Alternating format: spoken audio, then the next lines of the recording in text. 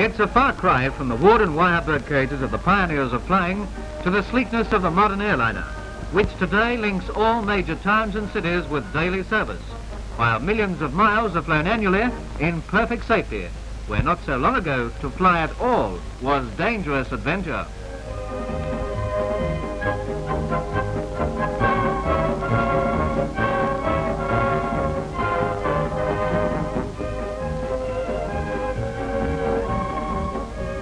No wonder then that babies cut their teeth on plastic miniatures, or that youngsters soon ask for model aeroplanes.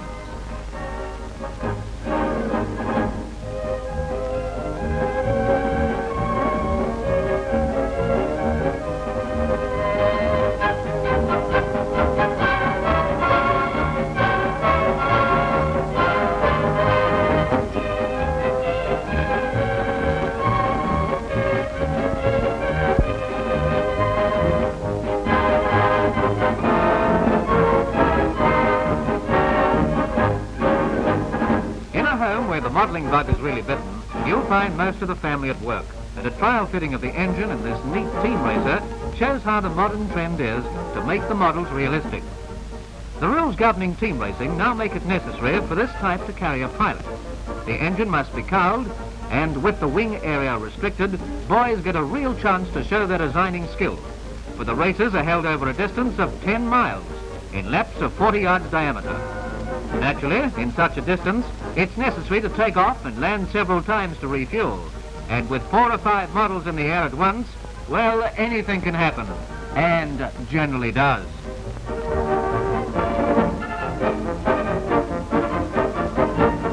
Even Dad has to do his share, and his skill with the brush is really appreciated.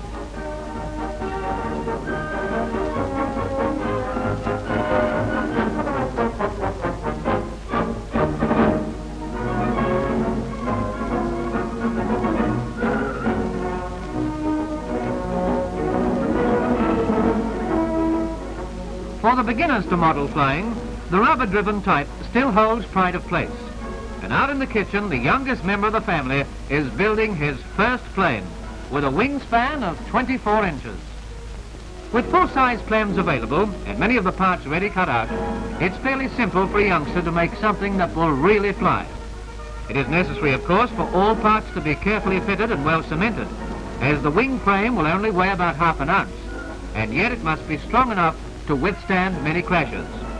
The quick-drying cellulose cement soaks into the balsa wood and a remarkably strong joint results.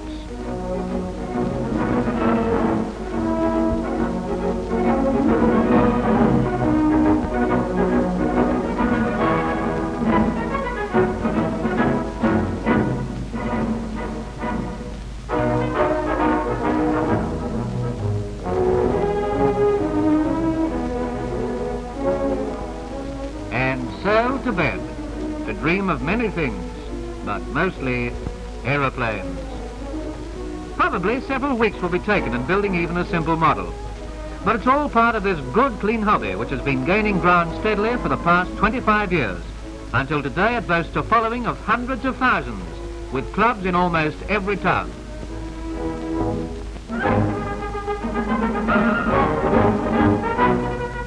The fuselage sides, tail and rudder are all cut to shape from sheets of balsa wood, sandpapered smooth and finally cemented together.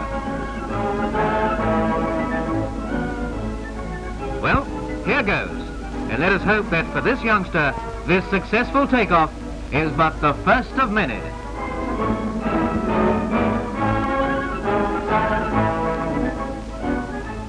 Most weekends, when the weather is fine, meetings are held at many of the larger parks and gardens around the city, and many and various are the types of planes on show, as the lads make last-minute adjustments to their engines.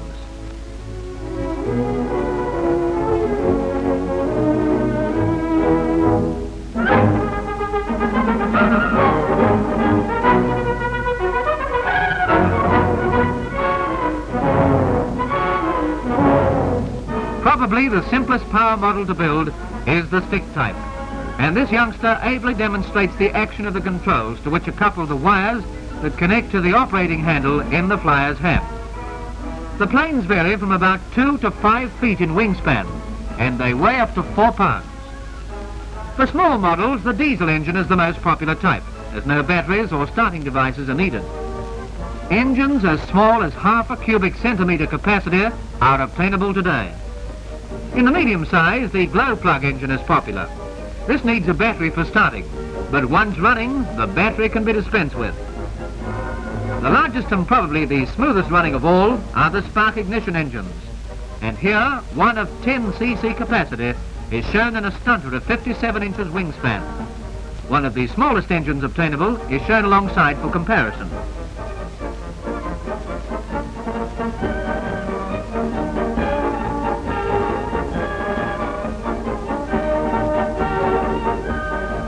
Model flying attracts many girls as well. And here Dad starts up a semi-scale team racer for his daughter to take over. Although flying at about 70 miles per hour, she has proved her ability to handle the plane and makes quite a professional job of flying and landing. Speeds of 140 miles per hour are possible with small, specially constructed models of the type shown here.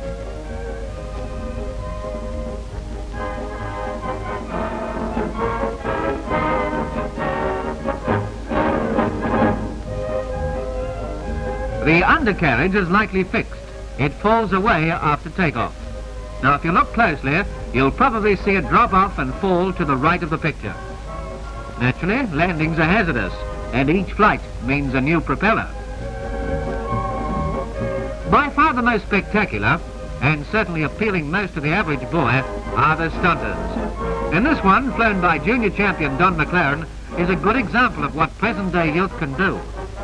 Entirely designed and built by Don, this plane, which flies at 75 to 80 miles per hour, can loop with perfect symmetry, flying upside down as well as it does right side up. The wires from the control handle to the plane work the elevators in exactly the same way as the joystick in a real aeroplane, thus giving valuable experience and paving the way for the flying training that will undoubtedly follow in years to come.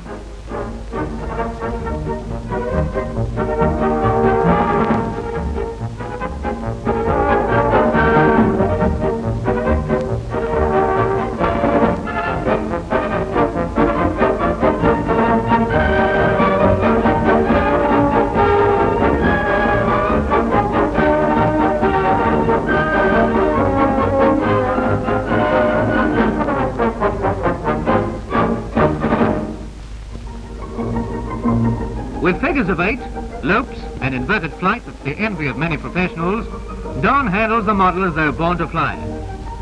And watching his manoeuvres reminds us of those other planes that a few brief years ago pitted their strength against the might of the German Luftwaffe. The story is well told in the immortal words of Mr. Winston Churchill. Never before, in the field of human conflict, has so much been done for so many by so few.